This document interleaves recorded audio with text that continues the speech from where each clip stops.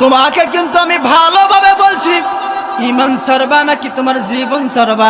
বেলাল ডাক দেখাই, মালিক তুমি আমাকে মারো মারো, মারতে মারতে মেরে ফেলো, তবে কোনো সমস্যা নাই, আমি তোমাকে বাধা দেব না। তবে আমি যে ঈমান এনেছি, আমার জীবনের বিনিময় হলেও আমি ঈমানের উপর অটল থাকবো। জোরে কান সুবহানাল্লাহ। এর যুবক আমার আল্লাহ রাব্বুল আলামিন এমনি বলেন নাই যে আমার সাহাবায়ে কিরামের মতো ঈমান আনো, আমার সাহাবায়ে কিরামের মতো ঈমান আনো।